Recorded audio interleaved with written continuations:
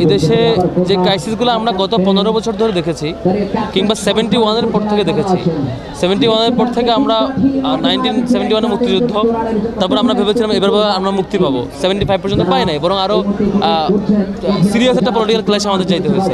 75-এ আবারও মনে করছিলাম যে এবার বোধহয় মুক্তি পাবো, 90-তে আবার বোধহয় মুক্তি পাবো আশা করেছিলাম। প্রত্যেকবারে কোনো অভ্যুত্থান হয়, বিপ্লব হয়, অভ্যুত্থান হয়, সরকার চেঞ্জ হয়, আমরা আবার আগের রূপে ফিরে যাই।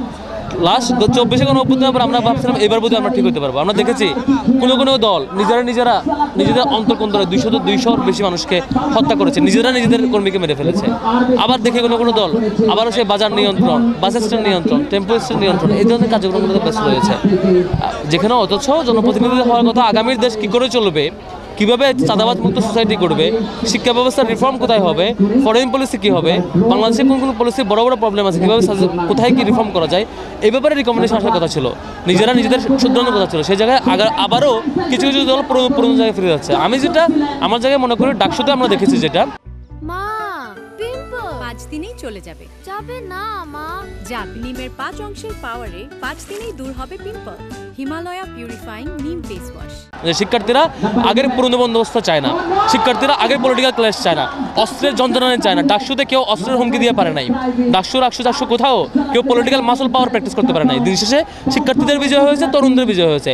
এবারও আমরা কালকেও দেখেছি যে একটা পলিটিক্যাল পার্টির প্রার্থীর উপরে আরেকটা পলিটিক্যাল পার্টির লোকেরা তার বহরে হামলা করেছে অস্ত্র নিয়ে, পাবনায় দেখেছেন।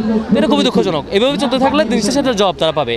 জনগণ দিন শেষে তরুণরা তাকেই ভোট দেবে যে আসলেই ইনসাফের পক্ষে থাকবে, যে আসলে শিক্ষা ব্যবস্থা রিফর্ম করতে পারবে, যে কমিটমেন্ট দিবে যে চাঁদাবাজি জীবনও করবেও না, যে রাষ্ট্রটাকে ডেভেলপ করতে পারবে, যে শিক্ষা ব্যবস্থা রিফর্ম করতে পারবে, যে অর্থনৈতিক ব্যবস্থা লুটপাট থেকে বাঁচাতে পারবে, তাকে ভোট দেবে। আমি মনে করি এই শিক্ষার্থীরা সচেতন। এখানে আসলে ব্যক্তির চেহারা দেখে, মার্কার চেহারা দেখে ভোট দেওয়ার চাইতে বরং প্রয়োজন হচ্ছে কার ইনসাফের রেকর্ড ভালো, কার চাঁদাবাজির রেকর্ড নাই, কার লুটপাতের রেকর্ড নাই, তাকে ভোট দিতে বলে আমি বিশ্বাস করি পার্সোনালি। অলরেডি গভর্নমেন্ট বহু জায়গায় ফেল করছে। ডাকসু নির্বাচনে একটা চাকার টায়ারও ফুটে নাই। কালকে পাবনায় কেন আক্রমণ হইল, পাবনায় কেন বিএনপির লোকেরা জামাতের প্রার্থীর উপর মানে গুলি করলো, এটা তো এখন স্টিল অ্যারেস্ট হয় নাই। ডাকসু কোথাও একটা টায়ারও ফুটে নাই। ক্যাম্পাসে তো এটা ক্যাম্পাস অথরিটি সেফলি খুব ভালোভাবে ডিল করতে পারছে। জাতীয় নির্বাচনের পরিবেশ আসার আগে গভর্নমেন্ট এই জায়গায় ফেল করতেছে। অলরেডি আক্রমণ হচ্ছে, পাল্টাপাল্টি অ্যাটাক হচ্ছে, হুমকি হচ্ছে, অস্ত্রের মহড়া চলছে। এটা খুবই দুঃখজনক। এই জিনিসগুলো গভর্নমেন্ট নিয়ন্ত্রণ করতে না পারলে তরুণরা আবারও হতাশ হবে।